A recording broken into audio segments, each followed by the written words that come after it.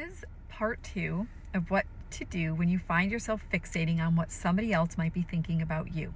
This is about the lovely story. I teach this in the Whole Soul Way program, and I tell you that it gives women a lot of peace.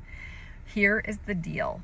So often what we're doing when we are fixating on what someone else might be thinking about us is we are making up a story. We are making up a story in our head about the situation that is very likely not based in reality. I'm going to give you an example. Let's just say you're walking down the street and you see a friend and you're pretty sure they saw you, but they walk by like they didn't even notice you. Maybe you feel like they gave you the cold shoulder and you start taking it personally and thinking that it's something about you, and you start going into these questions like, when did I last see them? Did I say anything that might have upset them? What could be wrong? And maybe we start to go into like, what's wrong with them? Or they're such jerks, blah, blah, blah. All of this stuff is just made up in our head. It's usually based on our own insecurities, our own stuff, What if instead we choose a lovely story? A story that assumes positive intent, that gives another person grace, that doesn't make it all about us, that isn't based on our insecurities.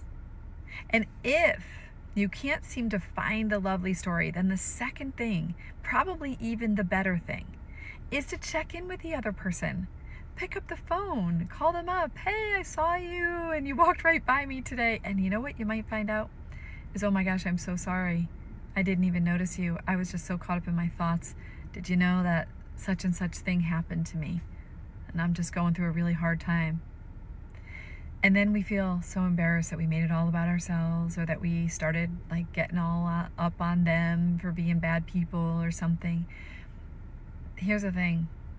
Choose a lovely story, because the lovely story will always give you more peace. It's almost always more close to the truth than the story that we go into about fear and insecurity and blame and all of that other stuff. Use the lovely story.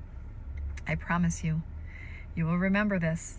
You will remember the lovely story in the future, and it will save you a lot of time, stress, anxiety. It will help you in your relationships. I promise you.